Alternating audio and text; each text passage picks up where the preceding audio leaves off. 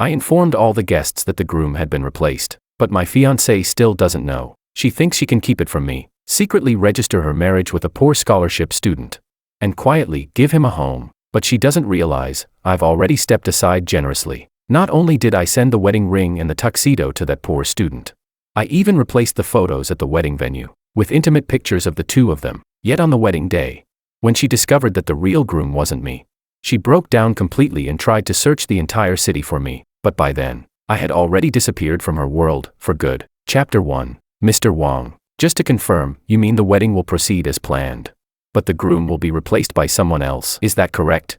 Facing the confused look of the planner, I nodded without the slightest hesitation. Yes, the wedding will take place as scheduled, 2 weeks from now. Any materials that need to be changed, I'll provide within the next few days. All right. Then, should I inform Miss Liu?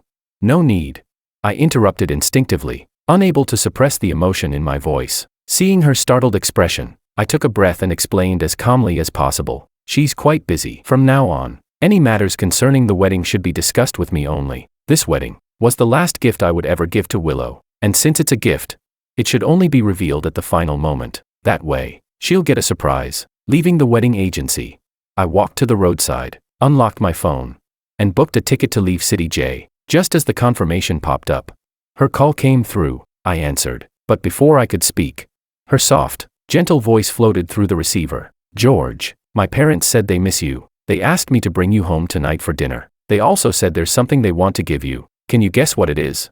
I didn't respond. The Lius have only one daughter, Willow Liu, the heiress groomed since childhood to inherit the family business. Her cold, proud temperament has never changed, but ironically, it was that same Willow who once gave all her gentleness to me. At least, that's what I always believed. Our mothers were best friends, and Willow and I grew up together. But happiness has never been something easily grasped. Barely a month after my mother passed away, my father rushed to marry that woman, and soon after, my new stepmother arranged for me to be kidnapped. I still remember that when I woke up from my coma, a man reeking of alcohol was taking the valuables from my body. Instinctively, I grabbed a bottle from the ground and smashed it against his head. He twitched a few times, then went completely still. The others turned on me, kicking and punching until I thought I'd die there. And then, it was her, Willow, who burst through the door with the police. At that moment, I remember her standing against the light, like a savior. From that day on, she became the only light in my life. I was left with deep psychological scars, terrified of touch, terrified of darkness, terrified of people getting close. She stayed by me every day, taking me to therapy, trying everything to make me smile again. It was she who pulled me, little by little, out of the abyss. Back then, I thought I'd already been careful enough, but before fully committing to her, I still wanted to confirm one last thing. I asked her, Willow, I can only accept love without any reservation. If you ever stop loving me, we can part peacefully, but if you betray me, I'll make sure you never find me again. She smiled, lifted her hand, and swore. George, Willow Liu, will only ever love you in this lifetime. I promise to always love you and treat you well. Time will prove every word I say, but now, time has proven everything. She couldn't give me that kind of love. She wanted to keep me, and yet she couldn't let go of another man. Just last night, in the pocket of the coat she took off, I found her marriage certificate, with Makoto. In that instant, I couldn't even breathe. Makoto. Of course I remembered him. The Liu family had sponsored quite a few poor scholarship students over the years. He was one of them. I remembered him not because he was outstanding, but because he was so good at pretending. I had seen it with my own eyes. How he once tried to pursue Willow, only to be rejected. Her voice back then was cold as ice. Sorry, I already have a boyfriend. I had always disdained Makoto's clingy little games. I knew exactly what kind of attitude Willow had toward him. She had always been straightforward, never one to beat around the bush. I'd even seen her reject him once, right in front of me. Sorry, I already have a boyfriend. At that time, I was thrilled for days. After all, the fact that she would publicly acknowledge me as her boyfriend felt like the highest form of validation. I always believed there was no possibility between her and Makoto, until about a month ago, when she suddenly brought him up. She said Makoto's mother was dying, and her last wish was to see her son in a suit, holding someone's hand and walking into marriage. Willow said she wanted to help fulfill that wish. She even asked for my opinion. The moment she did, I knew she had already wavered. I refused. Without hesitation, I reminded her, word by word, I can only accept love that is undivided. If you choose to share it with someone else, then this is where we end. Her face went pale. She gripped my hand nervously and said she would never betray me, never, and I believed her. Now that I think about it, how ridiculous. Not only did she secretly register her marriage with Makoto, she also gifted him a villa worth tens of millions. Even more absurd, they had already been living together, tangled up in each other. While I was still busy preparing our wedding, we were just 2 weeks away from the ceremony. I stared at the photo on their marriage certificate. Her calm, gentle smile made me sick to my stomach. Still, I was glad. At least I found out before the wedding. At least I could keep a shred of dignity. My phone suddenly rang. It was her. "George," she said, voice soft and sweet, as if nothing had happened. "My parents said they miss you. They want me to bring you home for dinner tonight. They said they have something for you. Can you guess what it is?" I didn't answer right away. Through the line, I could hear faint noises, the rustle of clothing, her uneven breathing, and another man's low voice. I didn't need to guess. I already knew what she was doing, but I didn't expose her. I forced my tone to stay calm. "I'm not home right now. Just go to the old house later. You don't need to pick me up." She still tried to keep up that gentle act. "When did you leave? Why didn't you tell me? I could have come with you." I go out the door. And you fall into another man's arms. Such a perfect division of labor. I stayed silent for a few seconds, then managed a weak smile. "I've prepared a surprise for you," I said. "I'm planning to give it to you on the wedding day. I just came from talking to the planner about some details." Her voice immediately turned excited, as if she genuinely expected a surprise. "What kind of surprise?" "If I told you now," I said softly, "then it wouldn't be a surprise anymore. You'll find out on the wedding day." Chapter 2. After hanging up, I didn't go straight to the Liu family's old house. I went home, or rather, back to the 300 square meter place that once belonged to us. This was the home Willow and I built together, brick by brick. Every detail carried traces of us, the painting she picked for the fireplace wall, the light tracks I installed beside the living room curtains. I used to think this place would be our forever, but the moment I saw her marriage certificate with Makoto last night, I knew it had all come to an end. Willow had already sent me the rings we were supposed to exchange at the wedding. Those matching diamond rings were designed by her own hand. I had watched her draw every line of the sketch. That day she sat in my lap like a child, explaining the design. "George, look, here I added a hidden slot. When the two rings fit together, they form a heart. We'll never be apart. Okay." Her eyes sparkled, as if she truly believed in forever. I forced those memories out of my head and refused to linger on them. Taking out the ring, I called the local courier. "Hello, I'd like to schedule a delivery. For the recipient's name, I wrote Makoto, since the groom at the wedding wouldn't be me. Then this ring, the one meant to symbolize that we'd never part, rightfully belonged to the new member of our we. I scheduled it to arrive at 9 a.m. on the morning of the wedding. Watching the courier leave, I finally felt like I could breathe again. But I knew, it still wasn't enough. The entire house was full of her shadows. Before leaving, I would erase her from this place, just as she had erased me from her heart. By the time I reached the Liu family's old house, my eyes were still faintly red at the corners. Mrs. Liu glanced toward the door, then looked back at me. "Why do you look so pale? Did Willow give you a hard time?" I smiled a little, trying to steady my voice, to keep myself from breaking down. "No, it's just windy outside." Got something in my eyes. As I spoke, I rubbed at them casually, wiping away the last trace of tears. "If she ever bullies you, you must tell me," Mrs. Liu said, patting my arm. "Willow may be busy, but that's no excuse not to treat you with care." My chest tightened, but all I could do was keep smiling and nodding. I didn't blame her. She'd been good to me after my mother died.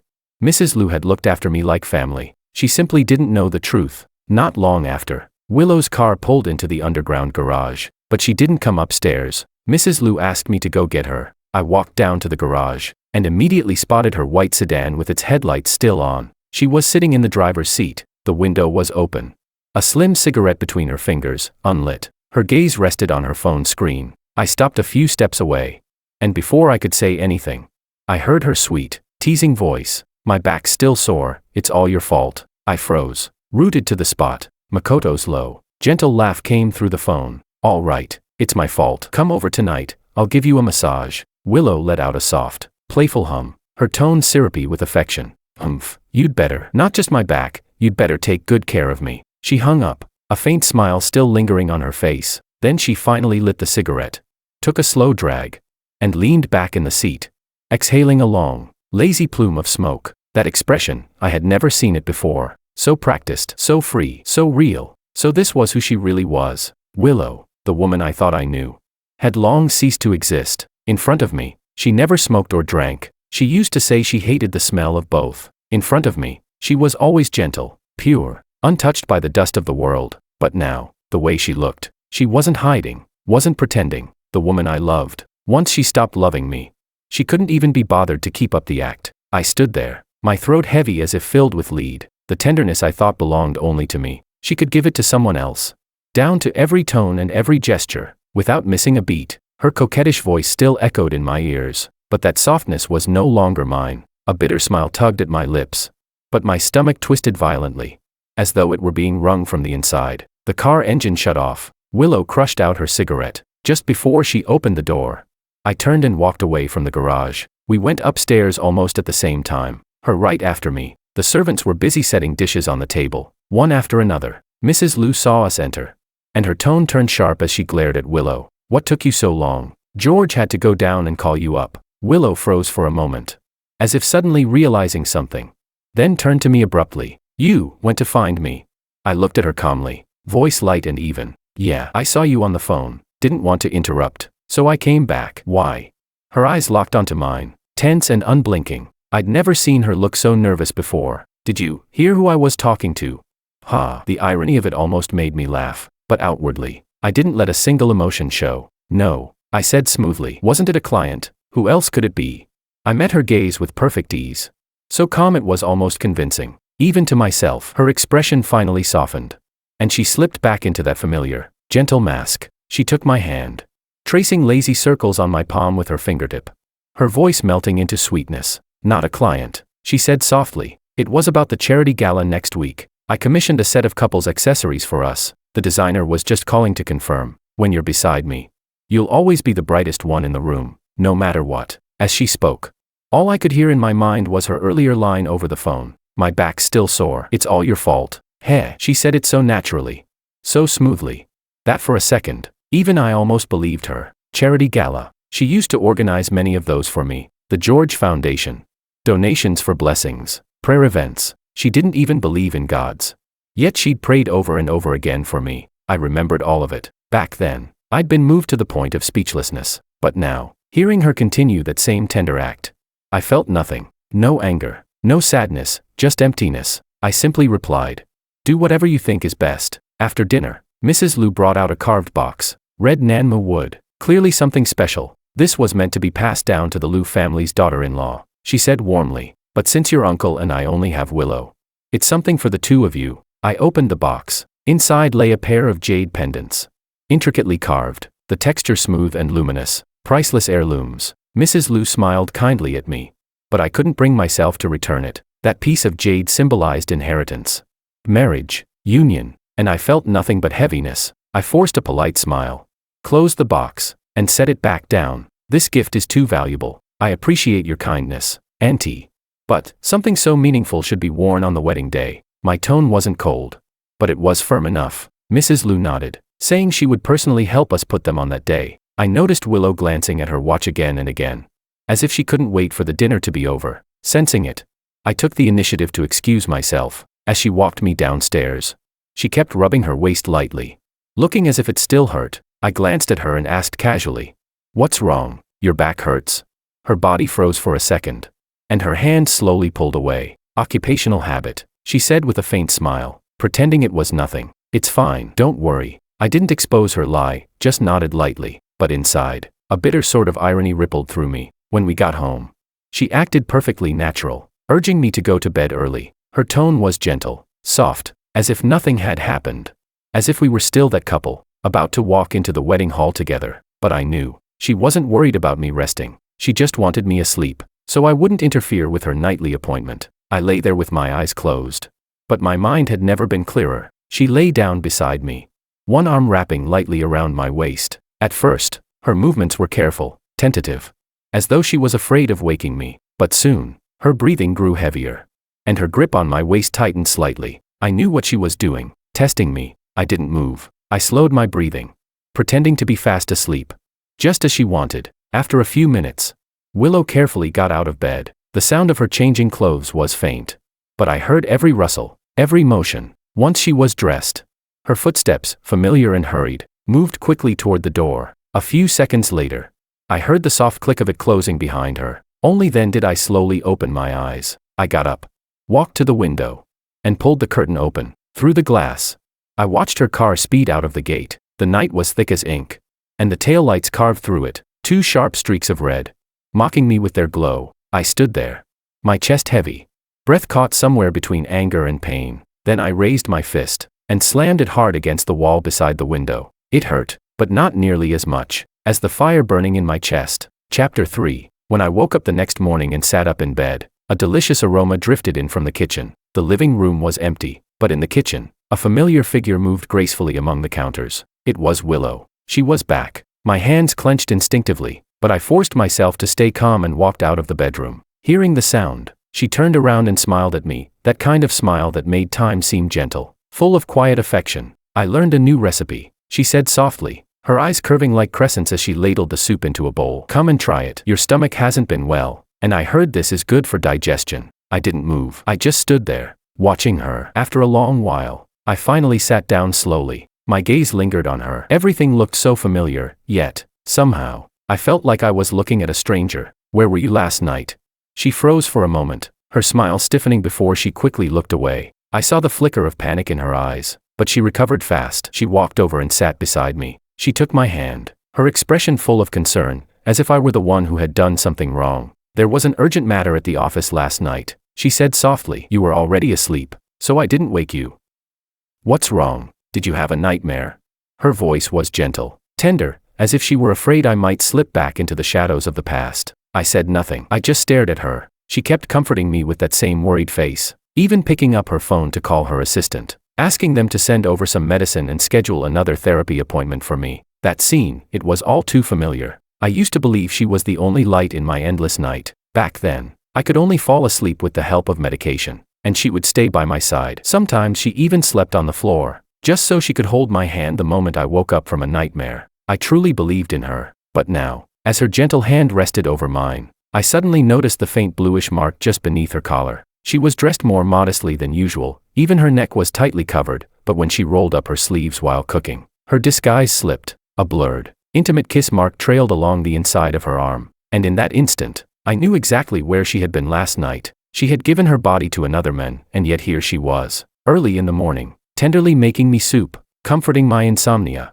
managing my life like nothing had happened. Even her lies were flawless, seamless, as if none of it were real. "Have some soup," she said, placing the bowl of sweet, nourishing broth before me. I looked into her eyes, full of false concern, then down at the bowl. My stomach churned violently. The smell alone made it hard to breathe. I suddenly shoved her hand away. The chair screeched harshly against the floor as I rushed into the bathroom. What surged up my throat wasn't just nausea, it was anger, humiliation, and something even deeper, unwillingness. Willow followed me, her face full of worry. When I stepped out of the bathroom, pale and shaken, she immediately reached out to wipe the water from my lips, but the moment her hand touched me, I instinctively pushed her away. "Don't touch me." Her hand froze midair, her eyes wide with disbelief and confusion. "George," her voice trembled, soft and uncertain. "Did I do something wrong?" I closed my eyes for a moment, forcing myself to swallow down the storm inside and speak calmly. "It's nothing," I said quietly. "I was just reading a novel. Maybe I unconsciously projected you into one of the characters." She finally let out a breath of relief, stepping closer to me with a gentle laugh as she wiped the moisture from my face. "Since when did you start reading novels? What's it about?" I looked straight into her eyes, my tone steady. "It's about a couple that everyone envied, but the woman couldn't stand the test of time. She changed, betrayed the men. She didn't want to give up the love she already had, but she also couldn't resist the thrill of something new. In the end, she lost both." "Willow, do you think you might ever become like her?"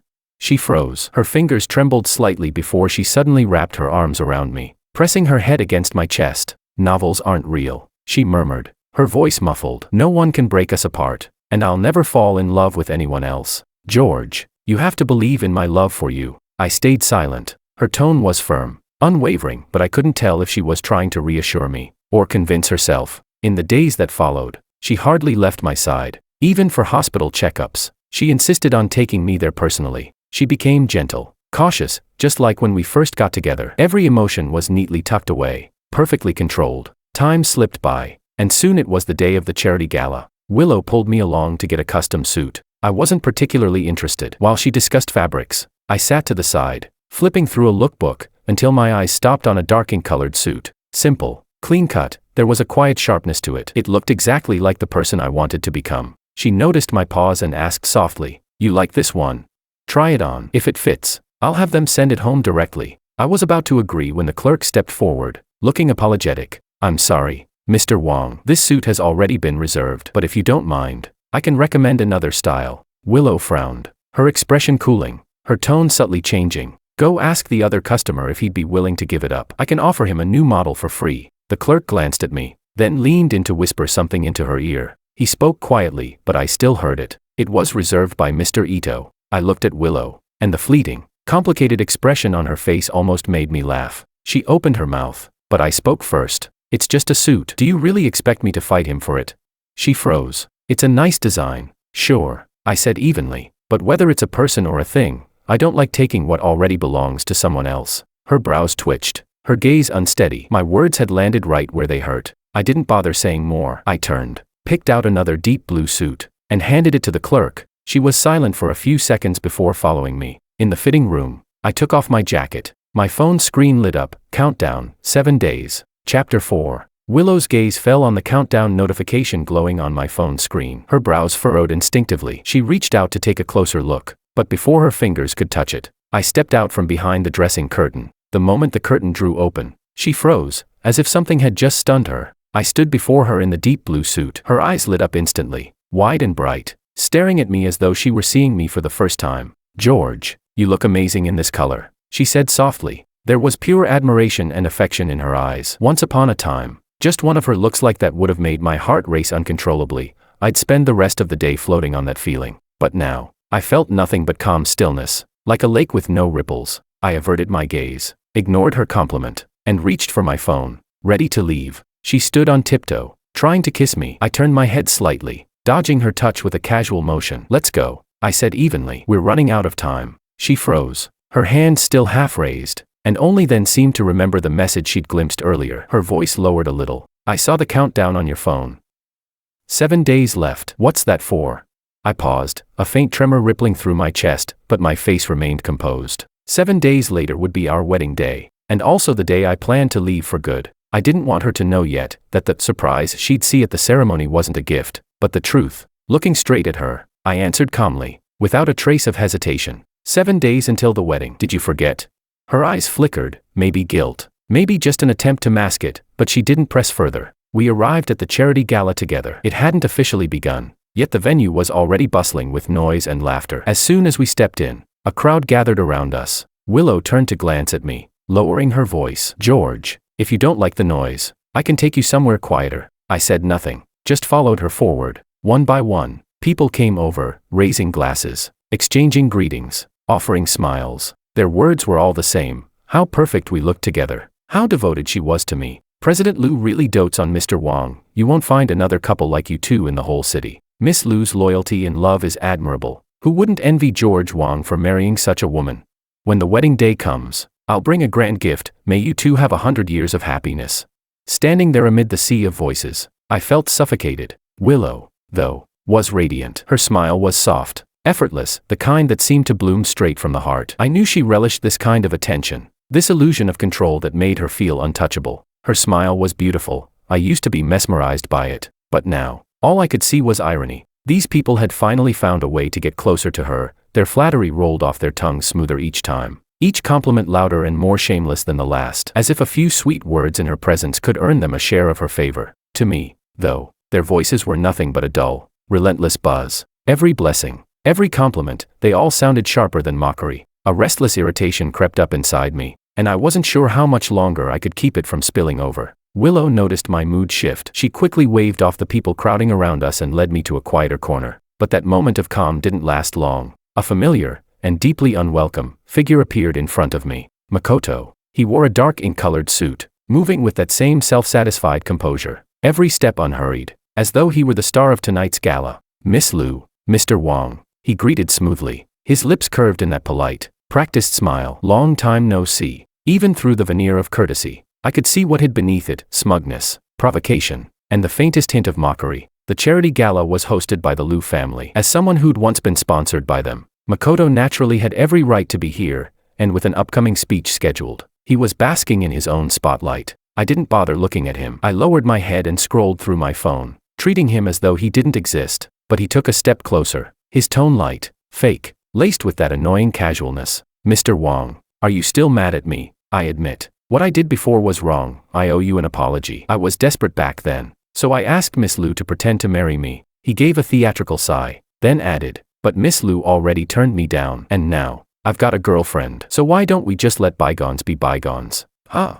His words sounded mild, almost friendly, but every sentence was a blade wrapped in velvet, slicing at me while he smiled. That wasn't an apology, it was a performance. Willow seemed to sense it too, the deliberate arrogance in his tone. Her brows knitted together, and her voice chilled. Watch your mouth, Ito. George doesn't like you. Be smart and keep your distance. Makoto gave a derisive little laugh, brushing off her warning like it was nothing. That's fine. He doesn't have to like me, as long as the person I like likes me back. His gaze shifted, landing squarely on Willow, bold, suggestive. He even had the audacity to wink. I saw the flicker in Willow's eyes, the unease she couldn't quite hide. She quickly lifted a glass from the table and downed the wine in one gulp. I didn't want to watch any longer. The two of them, standing right there, exchanging looks, whispering in a silent language they thought I couldn't see, as if I were invisible. I stood up, face cold, and walked toward the restroom. Behind me, I heard Willow's chair scrape back. She must have tried to follow, but before she could take more than a few steps, someone intercepted her.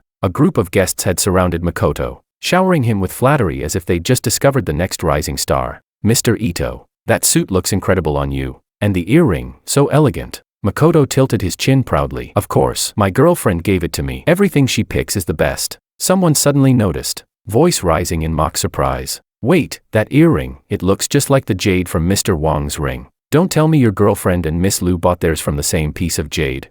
I froze mid-step. Slowly, I looked down at the ring on my finger, the smooth jade band shining faintly under the light. It was the one Willow had designed herself. She told me the two rings formed a heart when joined together, a hidden groove connecting them into one perfect shape. She'd said it meant we would never be apart, and I had believed her. I had treated that promise like a sacred vow. Now, the jade's cool surface pressed into my palm like a cruel reminder that the heart we shared had always been broken. I slid the ring off my finger, closing my fist tightly around it. The rounded edge of the stone bit into my skin, sharp, steady, until the pain spread through my hand, numbing everything else. Chapter 5. I had barely been in the restroom for 2 minutes when a familiar ringtone rang out from the hallway. Just one chime, then it was cut short, answered immediately. And then, clear as day, I heard Willow's voice, low and hurried. Meet me at the little garden. A moment later came the sharp rhythm of her heels striking the marble floor, quick, deliberate, fading gradually into the distance. I closed my eyes, and a cold,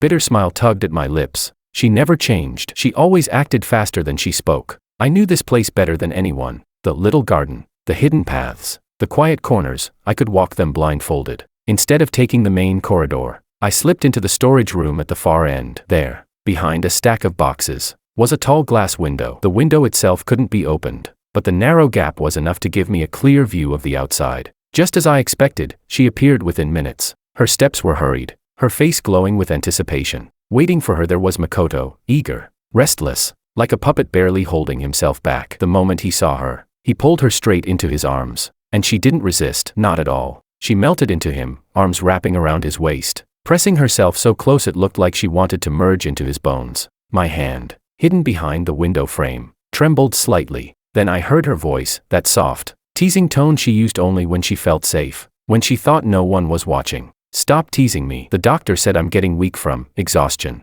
I almost laughed. Exhaustion. Of course, that night when she never came home, I believed she was stuck at work, entertaining clients. But now I knew the truth. She wasn't working, she was being drained. I thought back to that night after she returned from the Liu family estate, her body marked with faint bruises, claiming she just had a sore back, wearing clothes buttoned all the way up to her neck. Now the truth had graciously revealed itself. No more pretending, no more guessing. Makoto tilted her chin up, forcing her to look at him. Without hesitation, she rose on tiptoe and kissed him, deep, hungry, like it was the most natural thing in the world. Their bodies pressed together, mouths locked. The wet sound of their kiss echoed in the quiet night, loud enough to make my skin crawl. I don't remember what my face looked like then. Maybe blank, maybe frozen, maybe so full of rage my blood had turned to ice. I watched as Makoto bit her lip. She frowned in pain but didn't pull away. Not until a trace of blood appeared did she finally shove him off and scold him under her breath. Are you crazy? I told you, don't leave marks where people can see. George would be upset. I almost laughed again.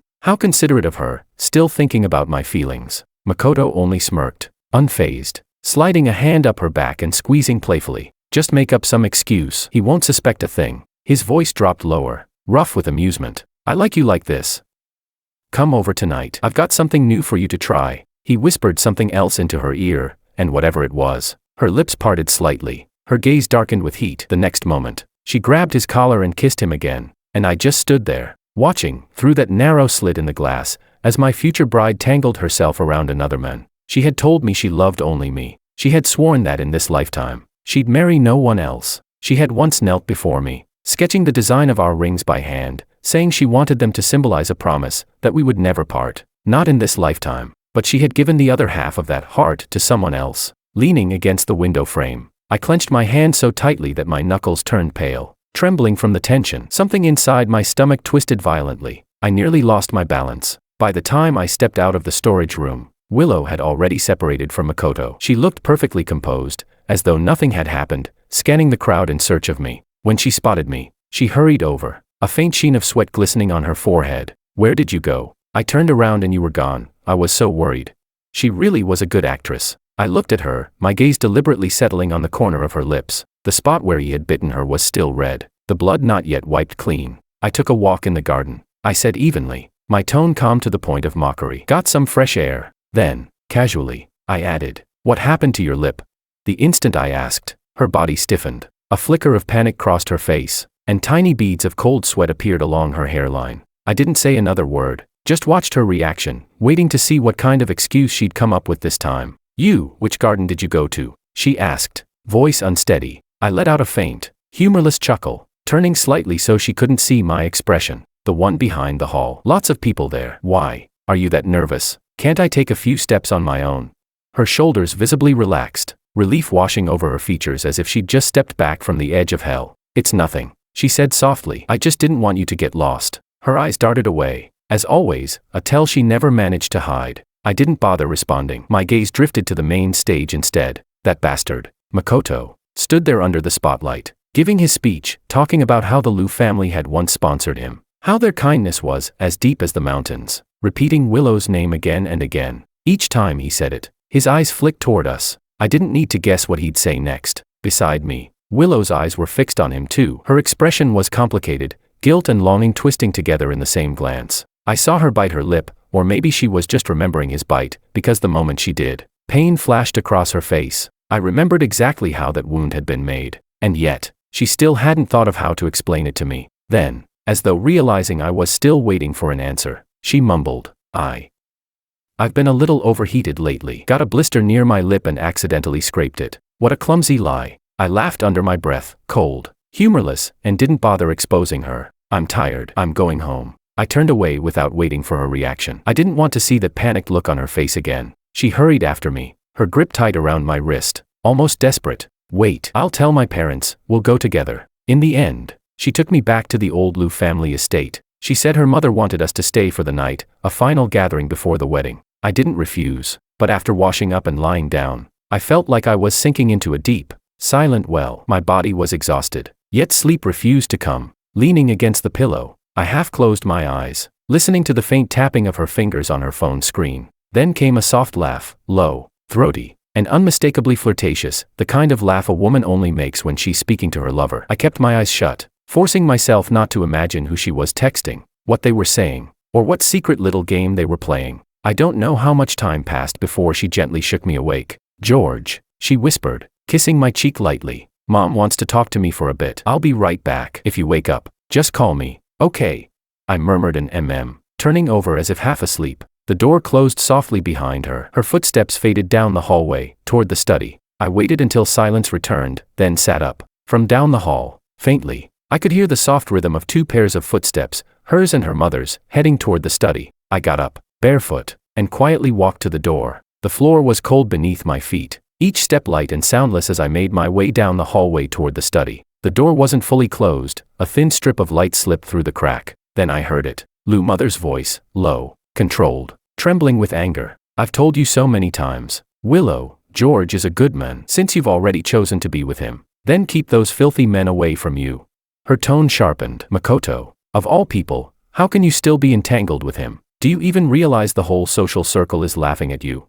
I froze. Even my breath stopped midway. So that was it. They knew. They'd all known. Willow and Makoto, their affair wasn't a secret. Lou mother knew. And not just her, the people in their glittering, well-bred circle knew too. All this time, it was only me, the fool, faithfully clutching the illusion of love and loyalty, guarding a lie as if it were something sacred. When those people smiled at us, saying, "You two are perfect together, and may you be happy forever," were their lips trembling with suppressed laughter?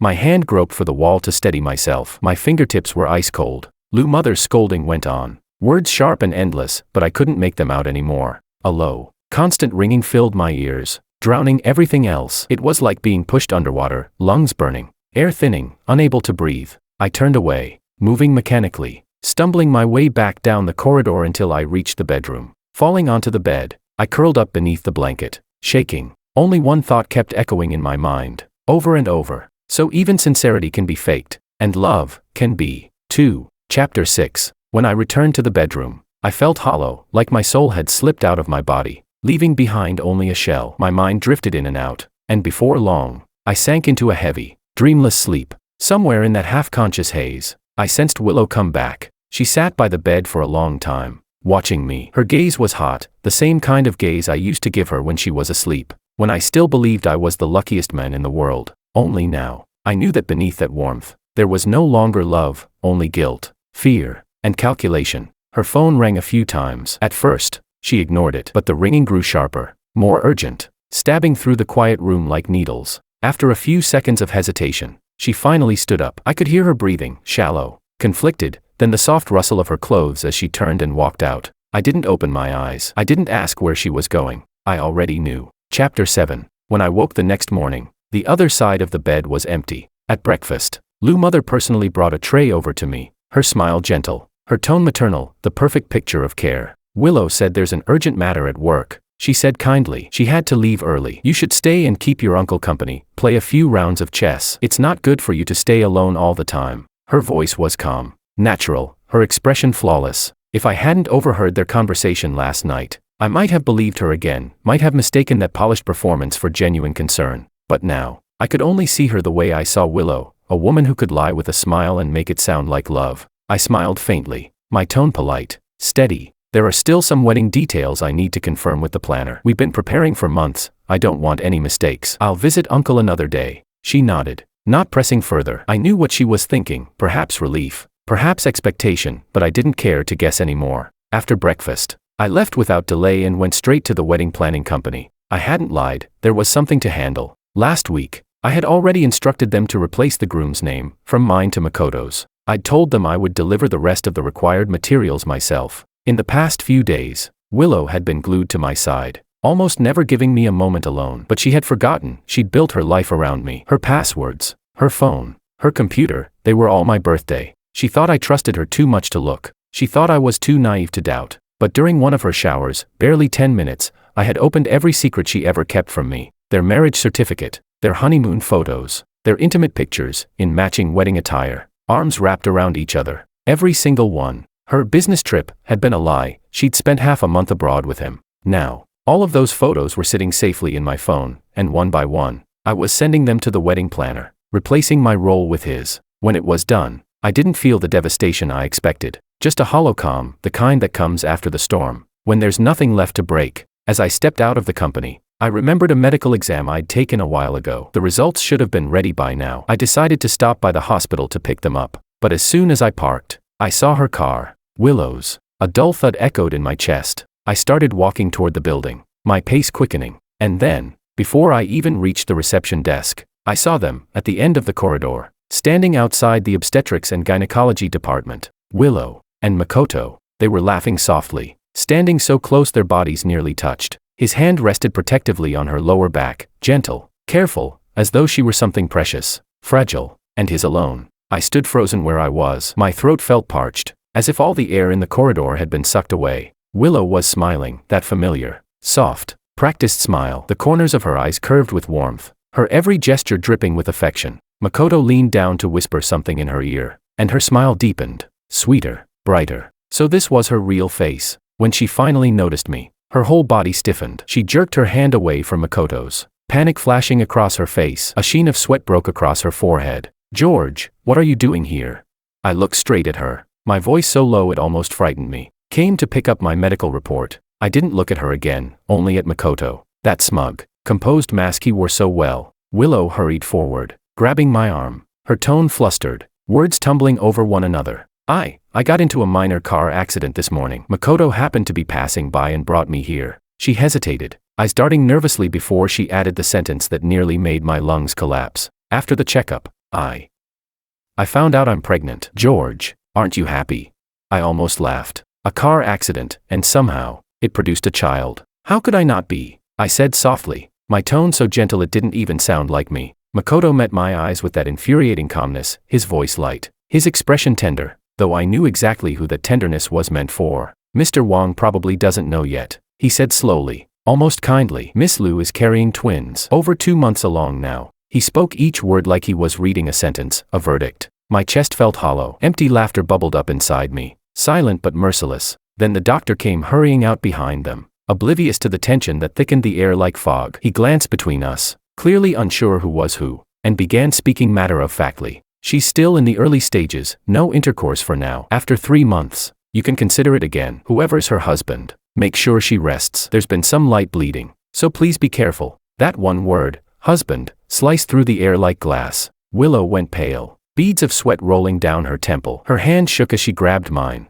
dragging me out of the hospital before I could say a word. I didn't resist, I didn't speak, I just let her lead me, like a puppet, hollow and weightless. Once we were outside and the noise faded, she finally let out a small sigh of relief, forcing a smile as if nothing had happened. "It's probably just because I've been tired lately," she said lightly. "I'll take better care of myself. George, don't worry." I tried to smile back, but nothing came out. She knew exactly why she was bleeding, and so did I, but I didn't bother exposing her anymore. I had told her before, if she ever betrayed me, I would disappear from her life forever, and I meant it. But before I vanished, I had a final wedding gift prepared, one she would never forget. On the drive back, her phone kept lighting up. Each time, she'd glance at me nervously, waiting until I turned my head before unlocking it quickly. It was a message from Makoto. "Makoto, Willow, what do you think we should name the babies? Come over later, we can decide together." Her fingers froze, her face tightened. Then she quickly typed a reply. "Willow, we'll talk about names later. Don't say things like that again when George is around. If he ever finds out the babies aren't his, you don't want to know what will happen." I saw the message reflected faintly on the window, caught by the corner of my eye, and all I felt was amusement. No anger, no heartbreak, just a quiet, cutting irony. She loved the children, that much I knew. I just hadn't expected them to be his. Then, my phone buzzed. A new notification. "Makoto Ito has sent you a friend request." For a moment, I stared at it, my thumb hovering above the screen. I shouldn't have accepted, but after a brief pause, I did. Not even 2 seconds after I accepted, his message appeared. "Makoto, George, I don't believe you're really that oblivious. The children Willow's carrying, they're not yours." Straightforward, cruel, but nothing I didn't already know. I didn't reply. He must have been impatient, because more messages followed in quick succession. "Makoto, she and I are married, here's the certificate." It was the same photo I'd already seen on Willow's phone. Now, seeing it again, I felt nothing, just a dull emptiness. "Makoto, so what if you two have a wedding? I'm her husband. As long as I don't agree to a divorce, you'll always be beneath me." "Makoto, she spends time with me every day. She's wild in bed, maybe you're just not man enough for her." "Makoto, she's told a lot of people about us. You really think they envy you? They're laughing at you behind your back."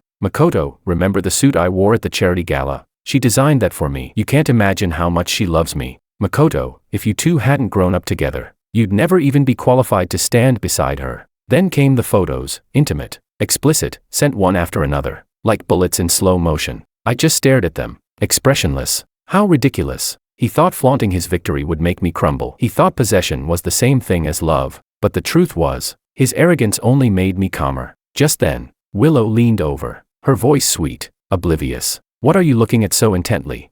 I pressed the screen off, slipped the phone into my pocket, and shook my head lightly. Nothing. She didn't sense the cold detachment beneath my calm. She just smiled and linked her arm through mine, holding on tighter, as if closeness could erase what she'd done. The tighter she held, the stronger my urge to escape became. But I didn't pull away. I simply closed my eyes and pretended to nap. As long as she believed I was still blind to the truth, perfect. The wedding day would be that much more spectacular. In the days that followed, She was rarely home, gone from morning till night, always with the same excuse, urgent work meetings. I didn't ask questions. Makoto, on the other hand, was relentless, a desperate clown trying to provoke a reaction, flooding my inbox with updates, photos, messages, taunts. Makoto, she's been with me these past few days. Still think she's working overtime. Makoto, we went shopping for baby clothes. She's already picked out names for the twins. In one photo, she stood in a maternity store, smiling softly as she ran her fingers over a pair of tiny shoes. In another, he was bent over, pretending to listen to her stomach, his cheek pressed to her belly, both of them laughing. Makoto, what do you think? George, on the wedding day, do you think she'll run away? She's going to be the mother of my children. After all, Makoto, when she walks down that aisle, it won't be toward you, it'll be toward me. Message after message, every word a dagger meant to pierce, but I didn't reply, not once, because, for once, he was right about something. There would be someone running away on the wedding day, but it wouldn't be Willow, it would be me. Chapter 8. The days Willow was away turned out to be the most relaxing ones I'd had in a long time. Alone, I quietly sorted through everything in the house that belonged to me, packed it all up, and moved it to the small apartment I had prepared in advance, a place known to no one, a place that would finally be mine. The 300-square-meter house, once crammed with traces of our 5 shared years, was now half empty. Even the echoes had become sharper. On the night before our wedding, I was packing the last box. I didn't expect her to come back. She stood at the doorway, holding a photo in her hand, her face wearing that habitual smile. Her eyes swept across the empty living room, and she froze for a moment. "You've made the house look like you're moving out," she said. "Why do you look so messy?"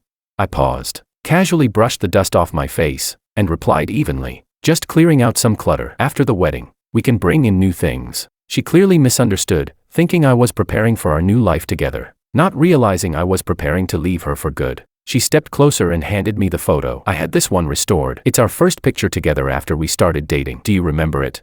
Of course I remembered. It was spring, when the pear blossoms had just bloomed. I had just agreed to be with her, and Willow dragged me to a photo studio to take that picture. In the photo, I was smiling like a boy touched by spring itself. And she was looking up at me, eyes filled with light, but the original had long been destroyed, ripped to pieces by Makoto's dog. He had laughed when he mentioned it to me, saying Willow didn't even get mad. She just patted the dog's head and said, "It's okay." That photo needed to be replaced anyway. I pretended not to hear it, but every word had carved itself into my memory. Now she was back with this restored version, as if offering it to me as a gift of reconciliation. Unfortunately, photos can be repaired, feelings cannot. I stared at the photo for a moment before saying softly, "I feel like eating your noodles again." She blinked, then her eyes lit up. "You mean my beef sauce hand-pulled noodles?" "Yeah," I nodded. "Let's have dinner together." It was one of my most humiliating memories. When she first rescued me, I was starving, devouring noodles like a stray dog. She sat quietly across from me, watching as I finished 3 bowls without saying a word. The next day, she went to a small restaurant and secretly learned how to make them, spent a month just to recreate that flavor for me. That was the first time I ever mistook pity for love. Maybe this meal could serve as the final period at the end of our twisted relationship. She agreed immediately, smiling like a child finally granted her long-awaited wish. But when the 2 steaming bowls of noodles were placed on the table, her phone rang. I knew exactly who it was. Her relaxed face turned stiff. After hanging up, she looked at me, guilt and hesitation clouding her eyes. "George, there's an emergency at work." I lifted my head and looked at her. Didn't call her out on the lie, didn't expose her. I simply smiled, stirred the noodles in my bowl, and said, "It's fine, work's important. Go ahead. There'll be plenty of time later." She seemed startled, confused by how calm I sounded. Then she stepped forward and hugged me lightly. "Thank you for understanding, George. George, I might be busy until late tonight. You don't have to wait for me. I'm really looking forward to the wedding tomorrow." She said it while holding me, her eyes brimming with happiness she couldn't hide, buried in her arms. I mumbled back, "I'm looking forward to it too." Looking forward to seeing her face when she realized the groom had changed. She would be so surprised. Not long after she left, my phone buzzed. It was Makoto. "George, she's spending the night before your wedding with me. What makes you think you can compete with me? Do you really believe you can win?" He sounded triumphant, flooding my screen with words sharp enough to sting. I didn't reply. I just turned off the screen. The bowl of noodles on the table looked perfect. Color, aroma, everything just right, yet I had no appetite at all. Turns out, not only feelings can change, even a person's habits and tastes can shift without effort. I picked up the photo she had brought back the night before and tore it in half with my fingers, right between the 2 of us. Only her smiling half remained. That was the truest ending.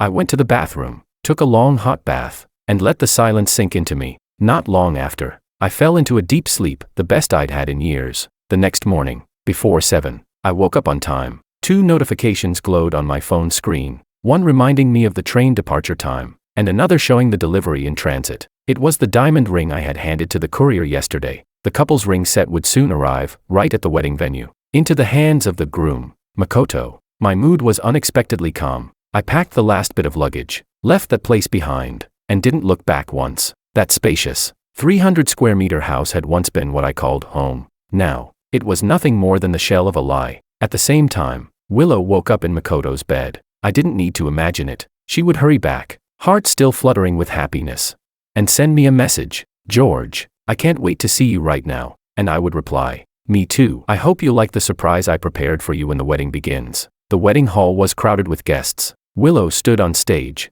beaming with joy, recounting our story, how we grew up together, how we supported each other through the years. She smiled, eyes shining with affection. Soft, romantic music began to play. Balloons floated upward as the groom, under everyone's gaze, walked toward her. George, she said, her voice trembling with emotion. I'm willing to spend the rest of my life proving my love to you, cherishing you forever. Will you stay with me, from this day on, for a lifetime?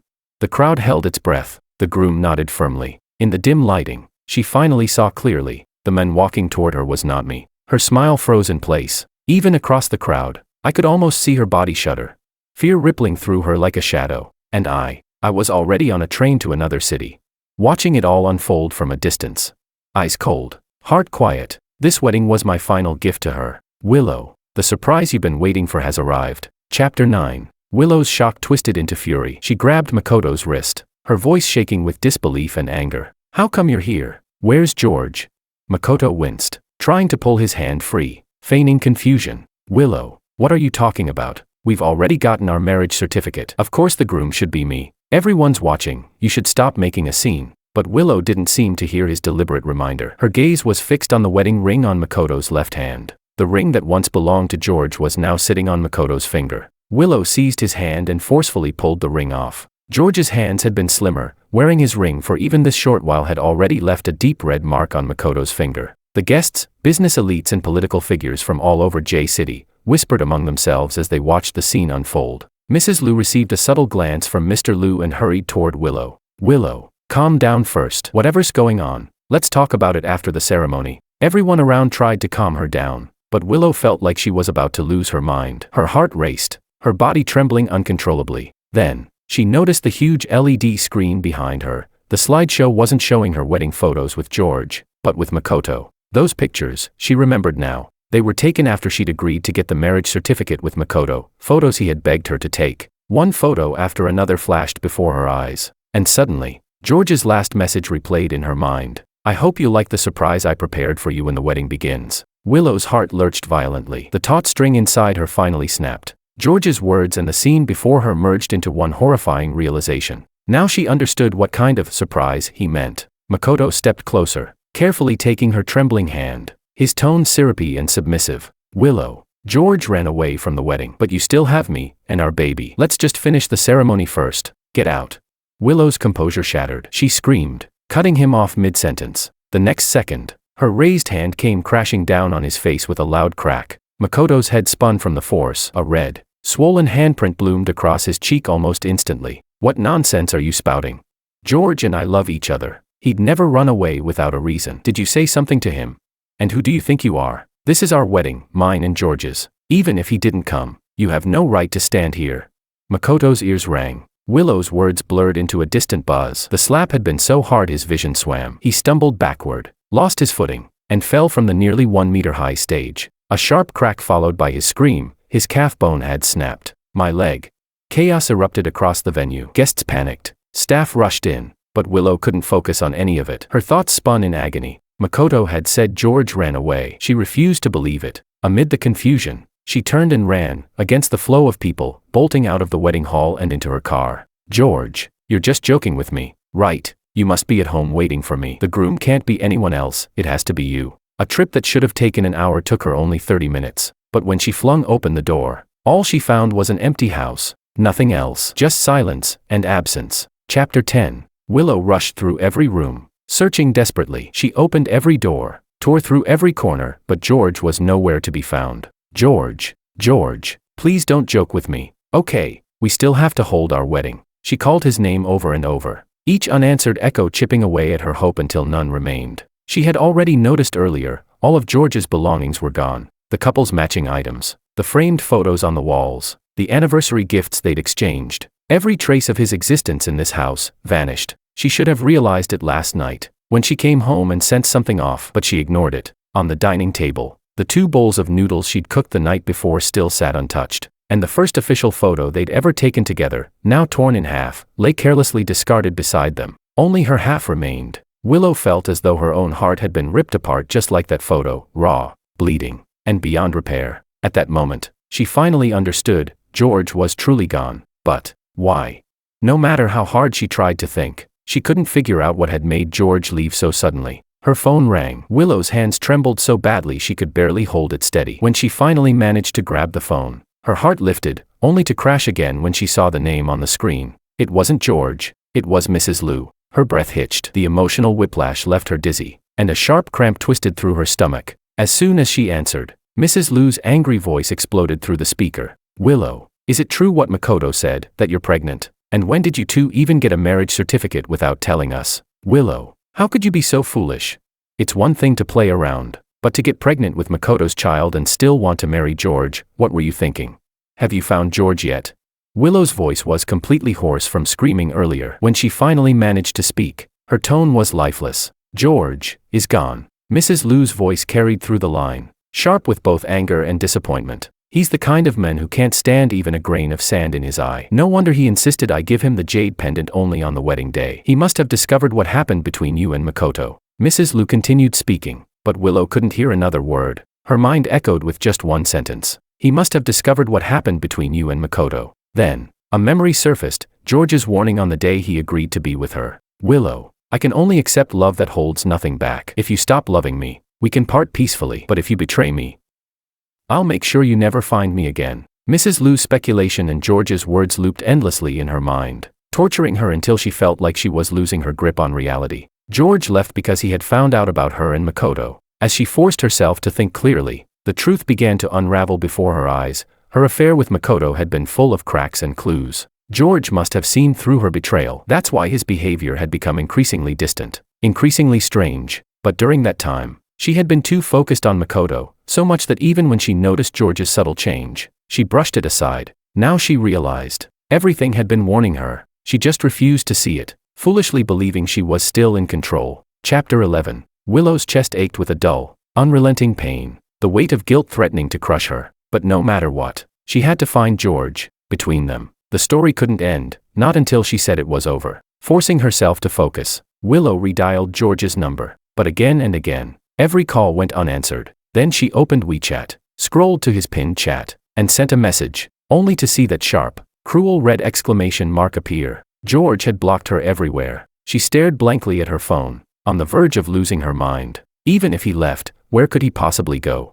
George's father had remarried years ago after his mother's death, and his stepmother had once even schemed against him. After being rescued, his relationship with his father had turned ice cold. He would never go back there. Willow spent a long time searching before she managed to find contact information for George's old friends. But everyone she called responded with the same startled question. Isn't today your wedding? How could he possibly be here? Each time, her fragile hope crumbled a little more. Despair swallowed her whole, until finally, she called George's closest friend, David. The moment he heard Willow's voice and her reason for calling, he gave a short, derisive laugh. Looking for George? Willow, stop dreaming. A cheating woman like you doesn't deserve to see him again. You don't even have the right to know where he went. Willow ignored his insults. Hope flared weakly inside her again as she clutched the phone, speaking fast, desperate. You do know where he is, don't you? Tell me, please, whatever you want. I'll give it to you, I can pay you. Before she could finish, David spat out a sharp TCH. So you think a bit of money makes you special? Your cash means nothing to me, Willow. Even a dog would shake its head at your so-called remorse. Willow didn't even realize the call had ended. She kept speaking into the void, voice breaking with sobs. I really know I was wrong. Please, I'm begging you, tell me where George is. When she finally noticed the line was dead, she tried calling again, only to find she'd been blocked. Willow let out a hoarse scream and pounded her fists against the floor until her skin split open, blood smearing across the cold tiles. But she didn't seem to feel the pain. She just kept hitting, again and again, as if punishing herself could undo what she'd done. She didn't know how much time had passed when the front door opened again. After half a day of repeated heartbreak, a flicker of impossible hope still sparked in her chest. Maybe it was George. But when she looked up and saw Mrs. Lu step inside, the last of her strength collapsed. Her shoulders slumped, her whole body folding in on itself. Mrs. Lu looked at her, this broken, blood-stained mess of a woman, and felt both anger and pity. I warned you again and again to cut things off with Makoto, but you wouldn't listen. And now look at you, tearing yourself apart like this. Willow didn't know how to respond. Back then, she had thought she could balance both George and Makoto, that she could keep her perfect life intact. But she'd forgotten, there's no wall that can hide a secret forever. She regretted it now. Deeply, truly regretted it. She had thought everything was under control. That because she hadn't fallen in love with Makoto, because it was just a game, nothing would go wrong. But she was wrong. Terribly wrong. Mrs. Lu's voice went on, relentless. Makoto's leg is broken, and it was because of you. We can't just ignore him now, especially since he's the father of your child. George chose to leave without saying anything. That means there's no going back. You already registered your marriage with Makoto, and you're carrying his baby. Stop looking for George. No. Willow snapped, her voice trembling but fierce. She lunged forward, snatching Mrs. Lu's phone from her hand. I won't give up. He only blocked me, not you. She quickly found George's number in the contacts and dialed. The ringtone dragged on for what felt like forever before the call finally connected. Hello. George's voice. Willow's whole body began to shake violently. Blood from her palms soaked into Mrs. Lu's phone. Her voice came out cracked, trembling, but full of desperate hope. George, it's me. But the moment her voice reached his ears, the line went dead. Chapter 12. Willow, breathing heavily, coughed twice in a dry, raspy way, and suddenly spat out a mouthful of blood, leaving Mrs. Lu, who was beside her, horrified. George, how cruel you are, Mrs. Lu said. Willow's shoulders trembled. Tears streamed uncontrollably down her face. After a long while, she managed to calm herself down with great effort. Sensing George's firm attitude, Willow realized that no matter how many times she called him again, he would most likely hang up or block her. There was no point in clinging to something like that. Willow thought of the call she had just made to David. David surely knew where George was. Ignoring Mrs. Lu's worried gaze, she called her assistant. Assistant Kim, send someone to follow David. Any news related to George must be reported to me immediately. And also, check all flights and train departures from City J today. If you find any lead, let me know right away. Order after order. Willow didn't allow herself a single moment of rest. Only by keeping herself busy could she stop the pain from consuming her. Mrs. Lu opened her mouth several times, but finally said what she had wanted to say earlier, trying to persuade Willow to let it go. Willow, the world is huge. If George is determined to leave, what can you really do to find him? What happened at the wedding was witnessed by so many people, it's already spread throughout City J. This could affect not only you. Even the Lu family could get dragged into it. The best thing now would be for you and Makoto to make a public statement together, with a PR team backing you up. Willow interrupted Mrs. Lu in a tone that left no room for argument. Mom, don't try to convince me. Whatever happens, I have to find George. If he comes back, I'll accept whatever comes my way. But giving up on finding him would be no different from asking to be killed. So, no matter what it took, even if she had to move heaven and earth, she would find George. After saying that, Willow didn't even bother wiping the blood from her hands or the corners of her lips. She left the house straight for the office. The romantic scandals involving her, the ones she had tried so hard to bury, were spreading further and further. But at that moment she couldn't care less. In City J, cars and planes came and went endlessly. Assistant Kim managed to gather the list of all flights and trains that had departed from City J on the day of the wedding. After several days of investigation, Willow discovered that George had bought tickets to more than 10 cities within the country and to 6 foreign countries on that same day. Willow looked at the nearly 20 destinations spread across the table and gave a bitter half-smile. George had truly made up his mind to erase his tracks, but even knowing that, Willow couldn't bring herself to give up on him. She eliminated one wrong location after another, but it was like searching for a needle in a haystack. Despair consumed her again. 5 full days had passed since the wedding. She had slept less than 5 hours a night, spending the rest of the time tracking George's whereabouts, all in vain. On the 6th day, while giving instructions to Assistant Kim, exhaustion overcame her and she fainted on the spot. She remained unconscious for 2 days, 1 full day and 1 night, and when she finally woke up, Willow found herself lying in a hospital bed. She pulled out the 4 line to leave, but just as she got up, someone stopped her. Willow, Your mother said you haven't rested for days. You should recover before you leave, or I'll be too worried, said a voice. Even for our child's sake, you can't keep being this stubborn. It was then that Willow realized Makoto was also in the room. Makoto's leg was in a cast, and his face showed a worried expression. Willow's face turned cold instantly. She shoved Makoto's hand away forcefully. Get this straight, who do you think you are? You think you have the right to call my mother Mom?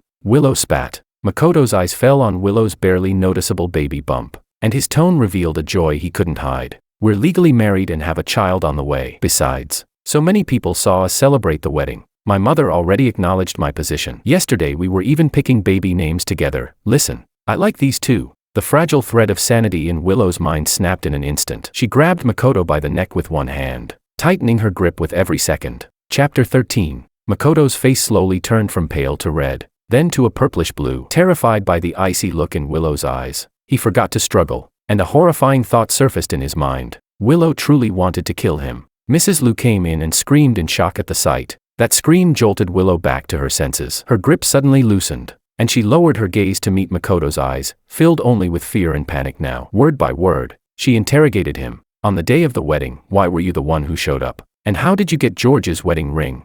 These past days, Willow's mind had been consumed entirely with searching for George, leaving her no time to think about anything else. Now, seeing Makoto again, question after question burst forth in her mind. Makoto gasped for air, too frightened to hide anything. He recounted everything that had happened after Willow left him that day. Not long after you left, I received a delivery. The package contained that pair of wedding rings. As for everything else, it was the wedding planner who called me and told me to go to the venue. I just thought, if I could take George's place and marry you, that would be enough for me. I didn't think too much about it. Now free. Makoto scrambled away, nearly tripping, and hid behind Mrs. Lu. Willow immediately contacted the head of the wedding planning company. Her sharp gaze locked on Makoto. If I find out you're lying to me, I swear I won't forgive you.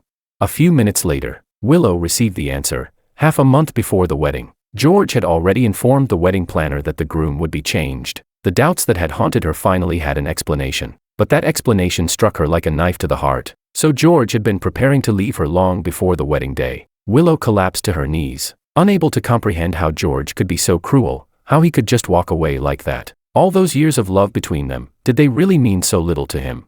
Yet, if she hadn't first succumbed to Makoto's temptation and betrayed George, he would never have been driven to such a heartless decision. Willow slapped herself hard, once, twice, but the regret gnawing at her only grew stronger. Suddenly, the sound of her phone ringing cut through her despair. It was Assistant Kim's voice coming from the speaker. Director Lu, we've received information about Mr. Wang from Mr. Kim. Willow's eyes lit up instantly. Tell me. The person tracking Mr. Kim managed to take a distant photo of him chatting with Mr. Wang. Based on the background, Mr. Wang should currently be in Lhasa, Tibet. A moment later, a blurry, enlarged photo arrived on Willow's phone. Even though the image was so fuzzy that the face was nearly unrecognizable, Willow knew at a glance, it was George. She stared at the photo with an almost obsessive intensity. Book me the earliest flight to Lhasa. I'm going to find George. 3 hours later, Willow boarded a plane bound for Lhasa. After a flight of over 5 hours, the plane landed, and Willow headed straight for the location shown in the photo's background. After asking around, she finally traced her way to the guest house where George had been staying recently. But when she showed the photo to the owner and asked about him, she was told that George had just left, not long ago. Willow froze on the spot, a faint ringing echoing in her ears. No one understood better than she why George had left in such a hurry. He must have found out that she had come looking for him, and that was why he had fled so suddenly. Willow stood inside the room George had stayed in before leaving. The faint trace of his scent still lingered in the air. In the bathroom, she found a brooch George had left behind. She placed it carefully into the pocket over her heart and pressed her hand against it tightly. Inside that same pocket was also a photo of George, one she carried everywhere with her. It was only when she looked at that picture that she could feel a moment of peace. During the time George had been gone, Willow had gone through her phone, found all the photos she had once saved of them together, printed them out,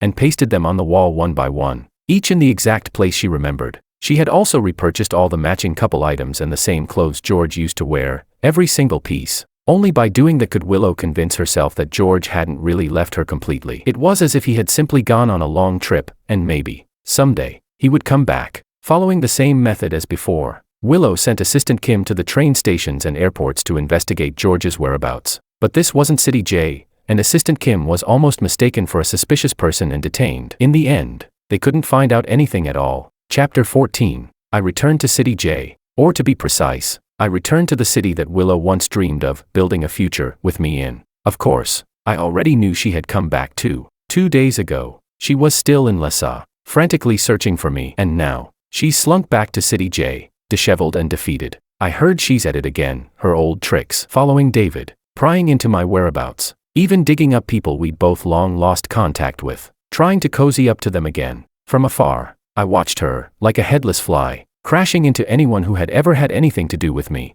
At first, I only observed with cold detachment, but soon, there were more and more reports, and eventually, some people even came directly to ask if Willow and I had had a fight. They said Willow had gone mad, that she was looking for me everywhere. I simply replied, coldly, no comment. I had already given her every chance I could possibly give, but it was as if she never understood human language. The less response she got, the more obsessed, the more desperate she became. In the end, I was utterly exhausted. Did she really think that just because I had blocked her for so long, it meant I was afraid to face her? That day, I finally unblocked her. No greetings, no warnings. I just dumped everything I had straight onto her. The photos of her and Makoto registering their marriage, which I'd taken from her coat pocket, the intimate pictures and honeymoon records stored on her computer, which I had copied while she was taking a shower, the messages Makoto himself had sent to provoke me after she got pregnant, along with those bed photos.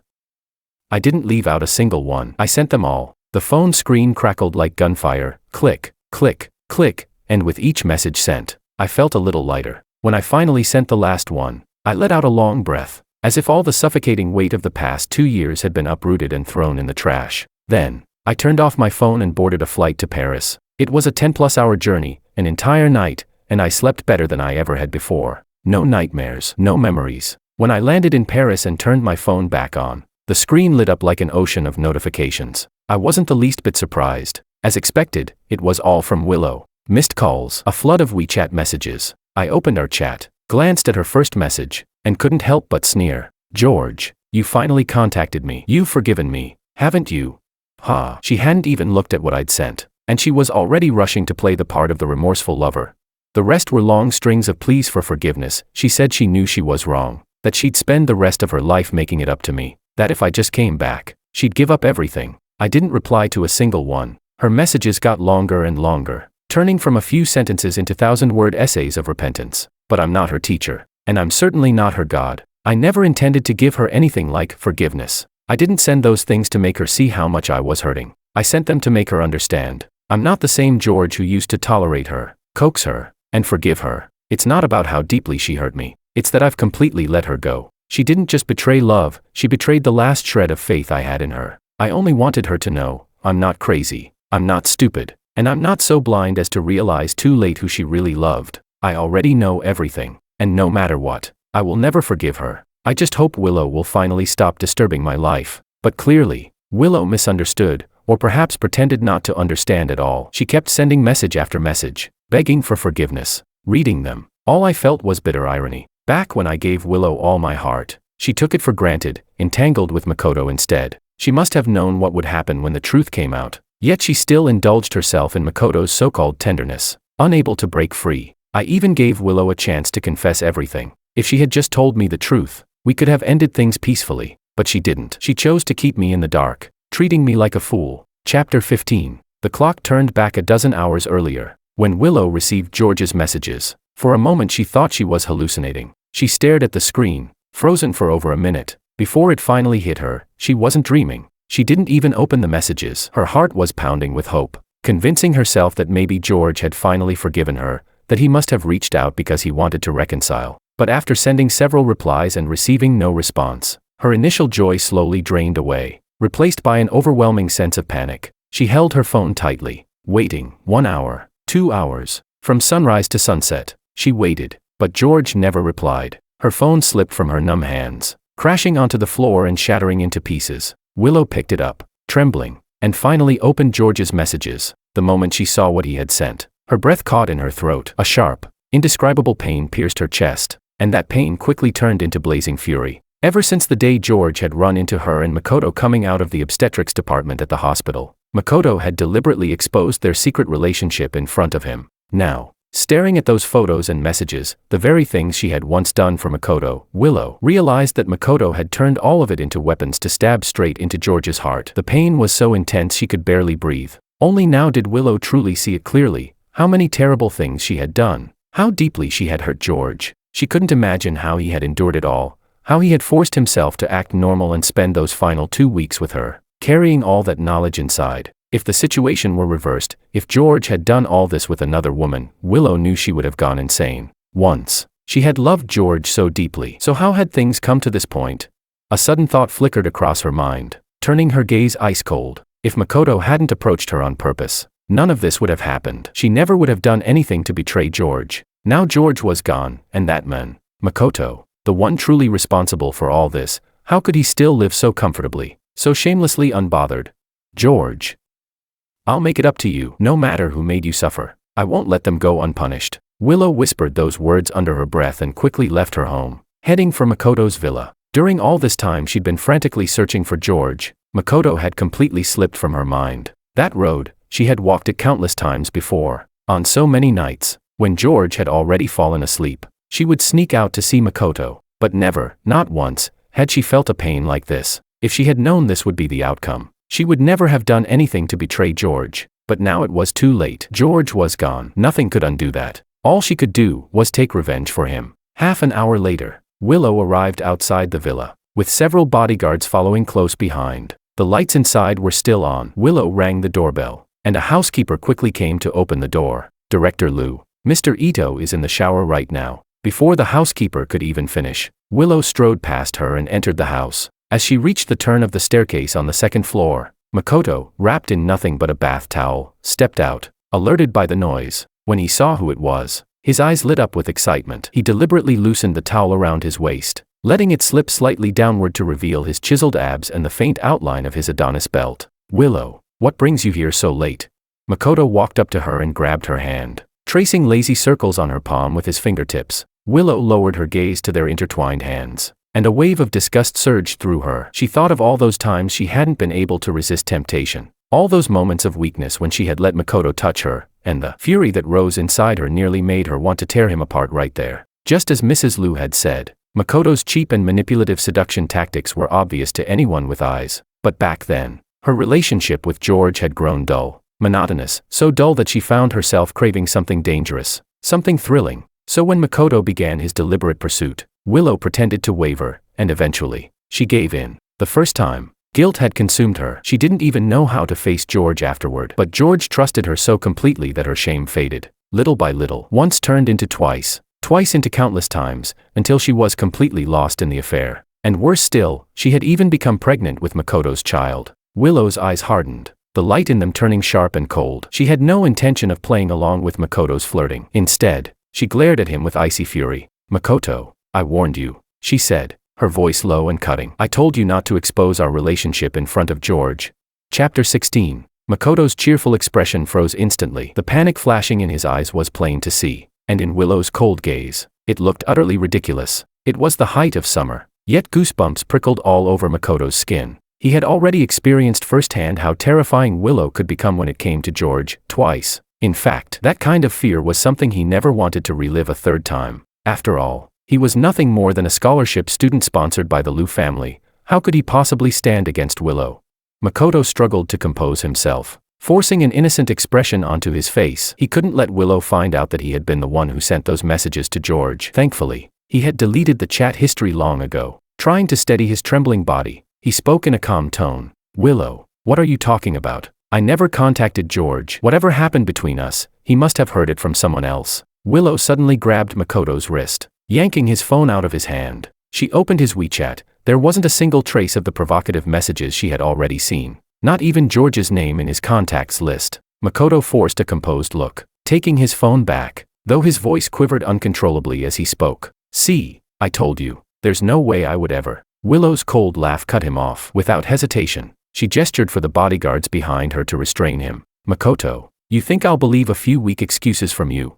If I didn't have proof, do you think I'd bother coming here? She shoved her phone in front of his face, showing the forwarded chat logs that George had sent her. The color drained from Makoto's face. The bodyguards lifted him off the ground. His toes barely grazed the floor. and behind him was the staircase. If they let go, he'd go tumbling down. Makoto's panic turned into desperate pleading. Willow, please, just let me stand. I didn't mean to send those things. I was jealous of George, that's all. I couldn't stand the thought of you marrying someone else. But that's because I love you so much. Please, forgive me just this once.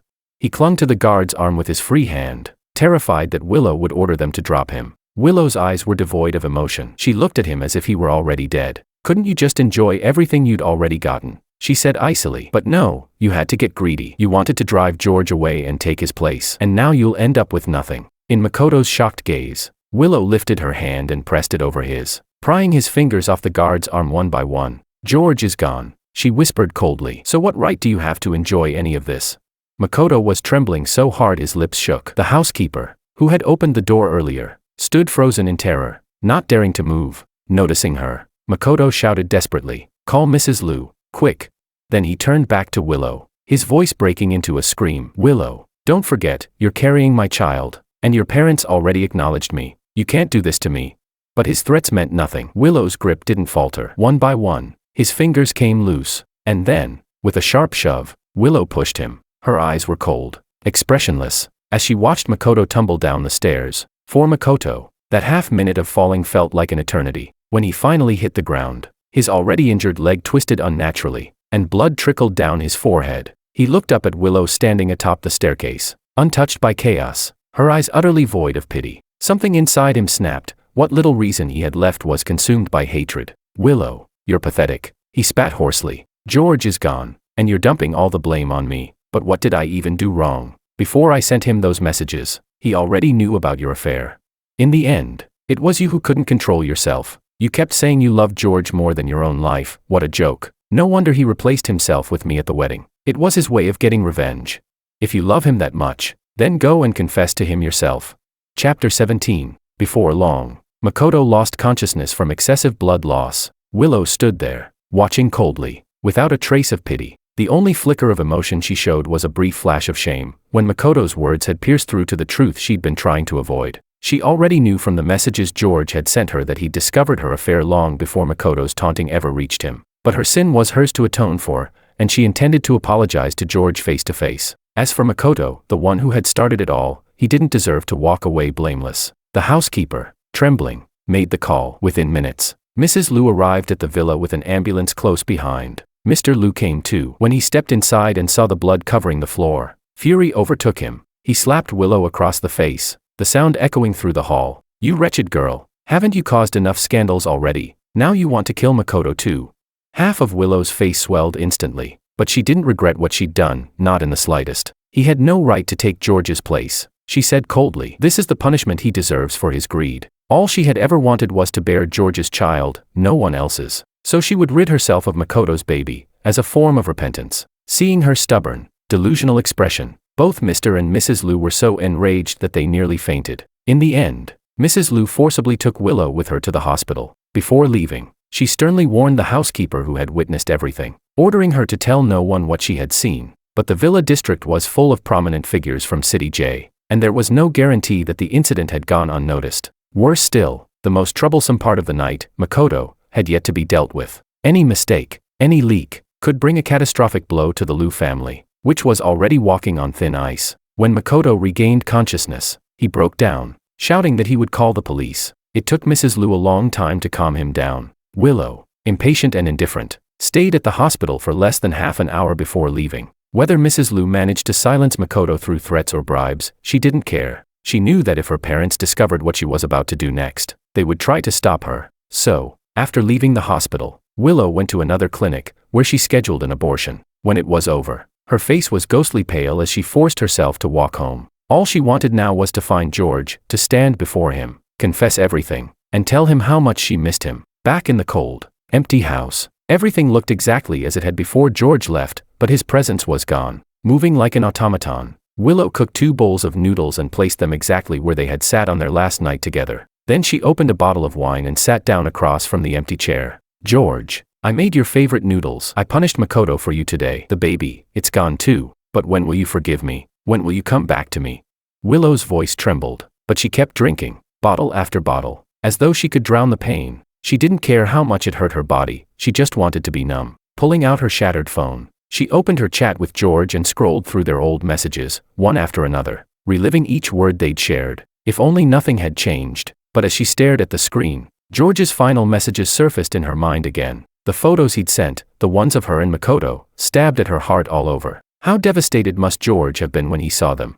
Her breath hitched, and she clutched her chest, gasping for air. Since George had left, she hadn't had a single night of peaceful sleep, except that one time when exhaustion had made her collapse. No matter how she rearranged the house to look like George had never left, it was still an illusion. Chapter 18. When Willow groggily woke up, it was already evening the next day. The 2 bowls of noodles on the table had long congealed into a sticky lump, and the floor was littered with overturned bottles. It was the height of summer, and the stench of fermented alcohol mixed with spoiled noodles filled the air, suffocating and sour. But Willow seemed completely numb to it all, as if she had become one with the decay around her. Days passed, empty, meaningless, indistinguishable, and still, there was no news about George. Whatever Mrs. Liu had promised Makoto, it worked. The men who had once shouted about calling the police had fallen silent. But in City J, the names of Willow and the Liu family were already ruined beyond repair. Unable to bear it any longer, Mrs. Liu had tried countless times to convince Willow to pull herself together. When every attempt failed, she finally brought a psychiatrist to treat her daughter, but Willow refused to cooperate. The sessions had little to no effect. Once upon a time, Willow had been disciplined, rarely touching cigarettes or alcohol. Now,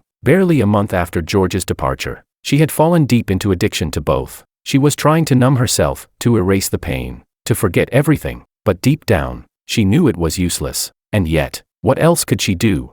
George, she murmured hoarsely, you always hated it when I drank or smoked. Why won't you show up and stop me? Then, I miss you so much. Please, please come back to me. Willow kept drinking, one bottle after another. Her body, weak from sleepless nights and intoxication, began to blur the line between reality and illusion. Otherwise, how could George be standing right there in front of her? He walked closer, step by step, until he stopped just a few feet away. Willow, he said with a frown, his voice gentle but reproachful. Why did you drink so much again? If you keep this up, I won't talk to you anymore. The expression on Willow's face changed instantly. The lifeless emptiness in her eyes suddenly lit up, bright and trembling with disbelief. She reached out and pulled the George in front of her into her arms, clutching him tightly. Tears streamed down her face, soaking into the shirt on his chest. She was terrified of holding too tight, afraid she might hurt him, but even more afraid that if she loosened her grip, he'd vanish, just like in all her dreams. So she wrapped her arms around him, refusing to let go, as though he were the most precious thing she'd ever regained. George, it's really you, isn't it? She whispered between sobs. I've been looking for you everywhere. You finally came back to me. The George in her arms stroked her back gently, his tone coaxing, patient. You're exhausted. Come on, rest for a bit. Okay, I'm not going anywhere. Willow obediently stood up, though her hand never let go of his. She led George to the bedroom, clinging to him as though afraid he might dissolve into thin air. It all felt like a beautiful dream, but if George was truly willing to come back to her, then so what if it was a dream? She would rather never wake up. Lying in bed, she held George tightly, unwilling to loosen her arms for even a second. The men shifted uncomfortably in her embrace, but Willow, lost in the haze of alcohol and longing, began to run her hands over him, unable to stop herself. Just as things were about to go too far, a sudden flicker of clarity cut through her drunken haze. And that's when she saw him clearly. The man pressed against her wasn't George. A violent pain surged through her head. She shoved him away and slapped him hard across the face. Who are you? She screamed. Where's George? What did you do to him? He was just here. He was right here. Fueled by alcohol and madness, she didn't realize how much force she had used. The man's face twisted in anger. With a shout, he shoved Willow back, fury blazing in his eyes. Chapter 19. The man wasn't George at all. He was George's half-brother, Domingo. Mrs. Liu had long grown desperate watching Willow waste away, living every day like a ghost, hollow and lifeless ever since George's disappearance. Nothing she tried worked. Therapy, persuasion, medication, not even pleading. Then one day, she suddenly remembered something. George had a younger half-brother, 3 years his junior. Back then, after George's mother passed away, Mr. Wang remarried, but his affair had begun long before that, resulting in an illegitimate son, Domingo. When Mrs. Liu saw Domingo's photo, his resemblance to George, 5 parts out of 10, gave her an idea. She made a deal with the Wang family. In exchange for certain benefits, Domingo would get close to Willow, to heal her emotional wounds. But things had gone terribly wrong. Now Domingo stood there, blood trickling down his forehead from the wound he'd gotten when she'd pushed him earlier. He tried to leave, but Willow's grip on his wrist was unyielding. Willow wasn't a fool. The moment her mind cleared and she looked at Domingo, at the faint similarity in his face, it all fell into place. "You're George's brother, aren't you?" she said in a trembling voice. "Call him. I don't care what you have to do, just make him come back. Whatever you want, I can give it to you." Domingo scoffed, rolling his eyes. "What's so great about him? Huh? He's just some bastard without a father or mother." The words had barely left his mouth before Willow's gaze turned ice cold. She stared at him, her tone razor-sharp and deadly. "I won't allow anyone to insult George," she hissed. "Say one more word like that, and I'll kill you." Domingo's mocking smirk faltered. Under her threat, he reluctantly pulled out his phone and dialed George's number. The line rang for a while before someone finally picked up. A voice, heavy with irritation, spoke from the other end. "Domingo, what do you want? You woke me up." Domingo hesitated for a moment, then said, "Dad. Dad's seriously ill. He wants to see you. You should come home." I froze for a full minute, trying to recall from some dusty corner of my mind the name Domingo. It had been so long since I'd heard it that I'd nearly forgotten. I even had a half-brother, and that so-called father. "I have nothing to do with the Wong family anymore," I said flatly. "Whether he lives or dies, it has nothing to do with me. Don't call me again." I couldn't see Domingo's face, but his mask of politeness dropped completely when he spoke again. His tone dripped with resentment. "No wonder Dad never wanted you. George, you're such a disappointment. First abandoned by your father, now by the Liu family. You really got what you deserved." That sentence cut through the fog of sleep in an instant. My voice turned sharp and cold as a blade. "Willow told you to call me, didn't she?"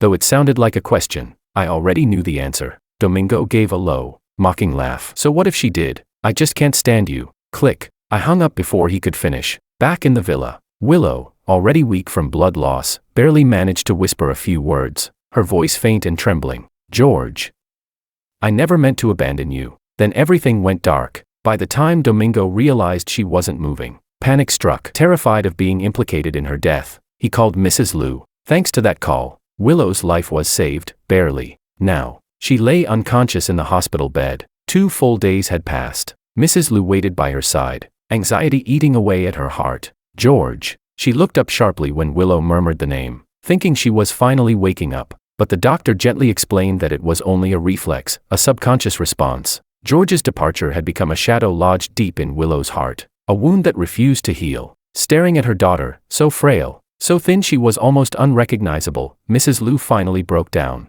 Chapter 20. It was only after declining Liu Auntie's call several times that I finally picked up. The ringtone rang again and again, sharp and jarring in this foreign morning. I had already guessed why she was calling. Who else could it be about, if not Willow? When the 7th call flashed on my screen, I stared at it for 2 seconds, hesitated, and finally slid to answer. "George. Auntie really has no other choice. Please, don't hang up." Her voice on the other end was hoarse and trembling. I could tell she was genuinely crying. I stayed silent for a few seconds, trying to keep my tone steady. "Aunt Liu, what is it?"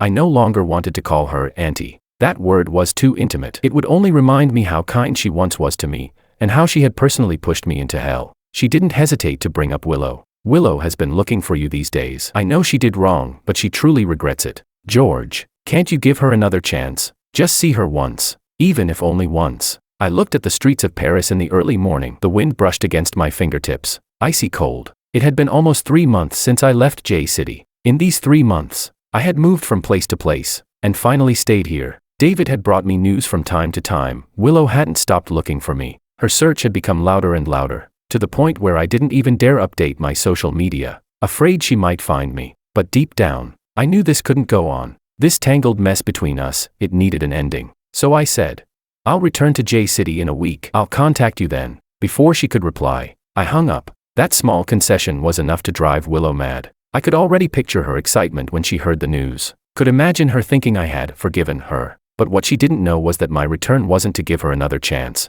It was to give myself one final farewell. An ending. A complete, irreversible ending. Chapter 21. Lou's mother called and said Willow had woken up, that the first thing she said was that she wanted to see me. I stayed silent for a moment, but in the end, I agreed to return to J City. She gave me the meeting place, a greenhouse on the outskirts of town. The moment I heard the address, I knew it was arranged by Willow, but I didn't say anything. I hung up, packed my things, and set off on time. The moment I stepped into the greenhouse, I froze. It was midsummer, yet all around me were blooming pear blossoms. A thick layer of petals covered the ground, and the air was filled with a faint, sweet fragrance. Every step revealed a new, delicate scene, like I had wandered into a fairy tale. Of course, I knew exactly why she had arranged all this. She couldn't forget the spring when we first got together, when the pear trees were in full bloom. She was trying to use that memory to stir up the feelings I once had for her. But I was no longer that George. I didn't let my gaze linger on any of the decorations. Instead, I looked straight ahead, at Willow. She walked toward me, her thin frame barely holding up the suit she wore. For a moment, I was taken aback. 3 months apart, and she truly had changed. Gaunt, pale, her eyes red and swollen, she looked like her soul had been drained away, leaving only a hollow shell. But in my heart, not even the faintest trace of pity stirred. She called out, "George." I stopped walking, keeping a 3-meter distance between us, unwilling to come any closer. "Just say what you came to say," I told her, my tone calm and detached. "But I hope after today, you'll stop disturbing my life." Her eyes flashed with pain, as if my words had slapped her awake, but I didn't soften. She took a shaky breath, lifted her head, and forced a smile. "George, I think about you every single moment. I know you hate me for betraying you, but I've really changed. You hated Makoto. I've cut him off completely. The baby is gone too. I had the rings redesigned, and I planted pear trees again. I want to propose to you once more. George, can we start over?" Her eyes were filled with light, as though she had gathered every last bit of strength just to beg me. "I promise you, from now on, I will never betray you again. If I ever do, may I live out my life in loneliness." She sounded sincere, pitiful, even convincing, but all I felt was irony, a sharp, bitter irony. I looked straight at her and said, my voice steady and cold as stone, "Willow, if I hadn't suddenly disappeared, would you really have cut ties with Makoto on your own?" Chapter 22. Yes, to me, you're the most important person in my life. She said it almost without hesitation, words that, once upon a time, might have softened me, but now, they only made me laugh. A cold smile tugged at the corner of my lips, one so bitter that even I could feel the irony in it. Her eyes changed instantly, as though my laugh had cut straight through her heart. "You wouldn't." I looked up at her, cutting off her self-pity without mercy. "You couldn't let go of me, yet you were addicted to the thrill Makoto gave you. If you had truly been able to move on, how could you have ended up carrying his child, then turned around and lied to me, made me believe it was mine?" As soon as I said it, I saw her body tremble slightly, but I didn't stop. "You're only saying you'd let go now because you finally know I'll never come back. What you regret the most isn't what you did, it's that you didn't hide it better." I took a step closer, lowering my voice. "If you could start over, I'd bet anything you'd hide Makoto far, far away, so deep that I'd never find him in my lifetime. That way, you could have it all. You could keep lying, keep pretending." Her face went completely pale. I knew I had hit the part of her heart she least wanted to admit existed. Her lips trembled. For a long moment, she couldn't speak. Then she rasped out, "George, you can't condemn me for something that never happened." She kept shaking her head, denying, arguing, but I no longer had the patience to listen. "Maybe I guessed wrong," I said with a cold laugh, "but the fact remains, you betrayed me. That can't be erased. Willow, after everything you've done to disgust me, what makes you think I could still forgive you like before, as if nothing ever happened?" She could barely stand anymore, her face drained of all color. The ring in her hand slipped and fell with a small clink at my feet. I looked down at it but didn't pick it up. Her eyes burned with resentment. "Then why did you even come back? Aren't you afraid?" She didn't finish the sentence, but I knew what she meant. She was afraid I thought she might try to trap me here, and truth be told, she had that power. In this city, her word was law, and I probably shouldn't have come back at all, but in the end, I still did, because I finally understood. Without facing it, I would never truly be free. I looked at her, my voice cold as ice. "Willow, you of all people know what illegal imprisonment means. You don't want that charge on your record, do you? I came back only to put an end to this. Your obsession has already interfered with my life." With that, I turned around. I'd barely taken a few steps when she grabbed my wrist from behind. She didn't say a word, but I knew that look all too well. Pleading, sorrowful, and with a hint of defiance. She was begging me not to walk away completely, but I had no mercy left to give her. Before I could shake her hand off, "Darling, what took you so long?" Anna's voice came from the greenhouse door. I didn't even look to see how she approached, just felt her naturally slip her arm around mine. Willow froze. She stared blankly at me, then at Anna, at our hands clasped tightly together. Her voice trembled. "Who are you?" "Hello," Anna said with a poised smile. "I'm George's girlfriend." "Anna, if you ever get the chance, you're welcome to visit Paris." I said nothing, just walked out side by side with Anna. Behind me, there was no resistance, but after a few steps, I heard a dull thud, and then, the sound of someone coughing up blood. I didn't look back. I just closed my eyes for a moment. That was the choice she made for herself. And for the first time, I no longer had to bear the consequences for her. Chapter 23. Just as Anna and I were about to leave the greenhouse, Lou's mother suddenly appeared in front of us. She stood straight, blocking our path, her eyes scanning me with a complicated expression before turning to Anna. "George, are you leaving already? And this person, is she your friend?"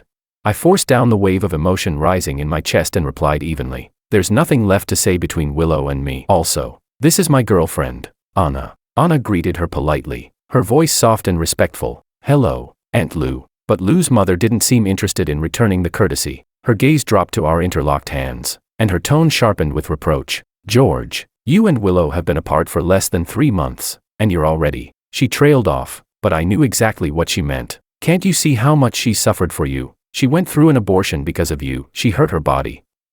You came back to see her, so why can't you give her another chance?" With every word she spoke, the exhaustion inside me built up layer by layer. I understood her position, understood her pity for Willow, but the more she defended her, the clearer my mind became. "Aunt Lou," I said quietly, my tone low but edged with cold steel, "Willow's suffering has nothing to do with me. The child she carried wasn't mine. She could have chosen to keep it. Every bit of pain she's endured was brought on by her own actions." I paused, then continued. "I agreed to come back and see her because you were once kind to me, but that doesn't mean I owe her anything. Willow could betray me right before our wedding, but now that I'm in a relationship after our breakup, I'm supposed to ask for your permission. Why? What gives her that right?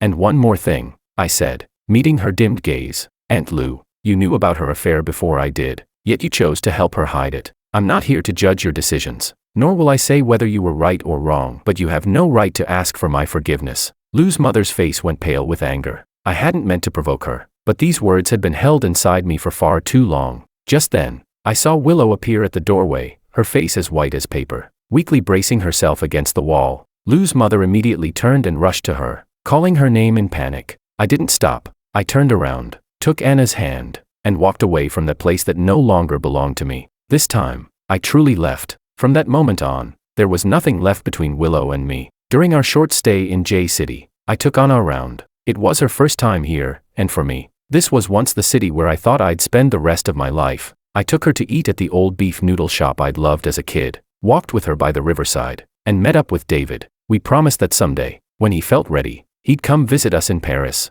And then, Anna and I left J City together. The moment the plane touched down in Paris, I finally exhaled. For the first time in a long while, it was a genuine sigh of relief. I had met Anna the first time I came to Paris. That day, I'd just landed, exhausted, disoriented, and nearly scammed by an agent while looking for an apartment. It was Anna who stepped in, helped me out of the situation, and brought me to a safe listing through one of her friends. After that, we occasionally had meals together, chatted a bit, and gradually grew close. She once told me I was quiet, like the kind of comic book hero she had loved as a child. I smiled at that but didn't respond, until one day, she told me seriously that she liked me, and I didn't refuse. It wasn't out of impulse, nor was she a replacement. I knew exactly what I was doing. I no longer loved Willow. From the moment I sat alone at our wedding venue and saw the marriage certificate with her in another man's name, whatever love I had left for her had completely burned out. If anyone thinks accepting a new relationship less than 3 months after a breakup makes me cold-hearted, so be it. I won't explain myself. As Anna once said, running away only lets the pain haunt you over and over again. Only by facing it can you truly let it go. I wasn't running anymore, and I no longer believed in that phrase, "You're the only one for me." People change. Hearts change. I once believed in Willow's love. Now, I choose to believe in Anna's. If what I had with Willow was like a moth flying into the flame, then what I share with Anna is more like a gentle spring rain, quiet, warm, and unintrusive, yet sinking deep into the heart. And that is enough. Chapter 24. After returning from J City to Paris, my life finally regained its peace. No more calls from Willow. No more so-called friends, people who were really on her side, trying to persuade me to forgive her. My WeChat was no longer buried under endless unread messages, and even my dreams had become clearer, lighter than before. I woke up on time every day, went to work, ate meals with Anna, sometimes took walks, visited galleries. My days were simple and clean. That was the kind of life I'd always wanted. As for everything about Willow, I had already closed that door, and I would never look back. But I knew deep down that she wouldn't truly let go. According to what David later told me privately, Willow had been in terrible shape after I left. It was as if she'd lost her soul, numb, thin, and sunken into deep depression. She stopped attending public events and refused to deal with company affairs. She had turned herself into a lifeless shell of a person. Lou's mother, I heard, had become irritable and hysterical. That once elegant, graceful, self-controlled lady had transformed into someone unrecognizable, cursing the heavens, cursing George for being ungrateful, cursing Makoto as a shameless dog, and most of all, cursing Willow for being pathetic. And Lou's father, he, too, was pushed to the edge of collapse. One day, David sent me a short audio clip. It wasn't long, but I recognized the sound immediately, the slam of a hospital door, followed by Lou's father's furious voice. "Willow, look at yourself, what have you become?"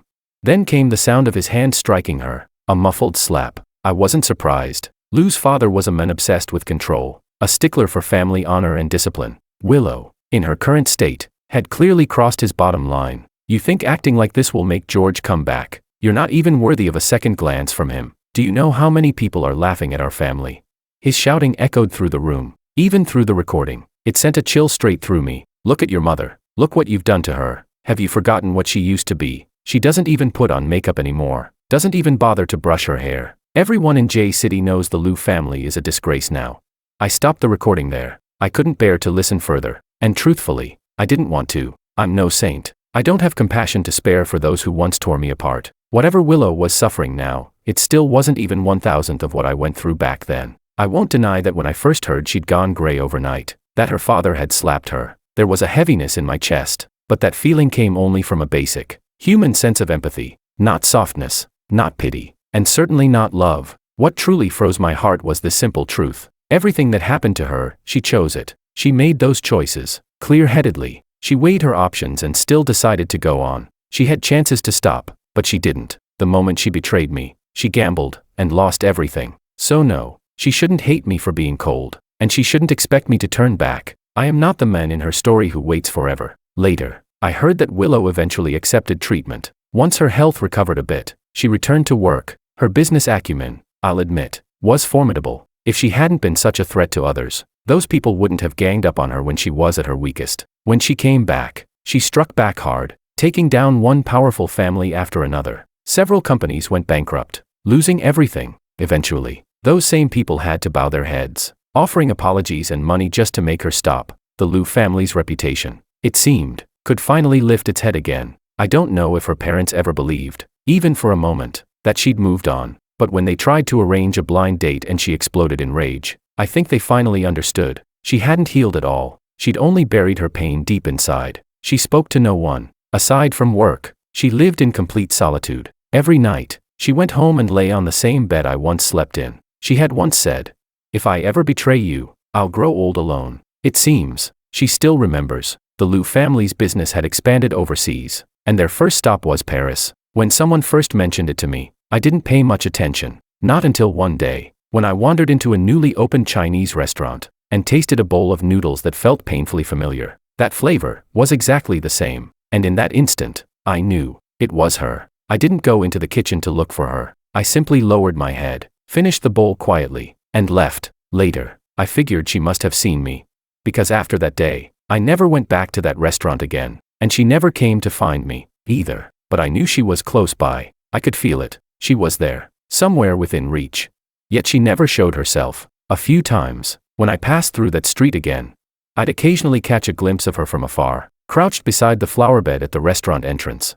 Her movements stiff as she pruned the branches of a pear tree. Yes, snow pear trees, the kind I liked best. She knew that my throat tended to get hoarse in autumn. So one year she had someone pick a few fruits and send them to my home. I returned them untouched. Later, my housekeeper came back and told me she had heard the news that I was getting married, and sometime after that, she appeared at my wedding. Not up close, but hidden among the crowd. I could feel her there. When I finished reciting my vows, I heard a faint, stifled sob from somewhere in the back. I didn't turn around. I didn't have to. I knew it was her. Time passed. One day, as I was pushing Anna, heavily pregnant now, on a walk, we passed by that restaurant again. She was still there, sitting quietly in the courtyard, her back turned to us, pale against the pear tree as she stared into nothing. She didn't greet me, and I didn't look back. I knew she couldn't have children anymore. I'd heard that she'd adopted a child back in China, a little boy said to look somewhat like me. They also said she often traveled between J City and Paris. That her health grew worse each year, but she was still alive. still guarding that courtyard, those pear trees, and that little restaurant. Sometimes, I can't help but wonder, if she hadn't done what she did back then, would we still be together now? But it's only a fleeting thought, because the woman she once was, had already vanished on the night before our wedding, and the man I am now, has long since reclaimed his own future. She no longer belongs to my world,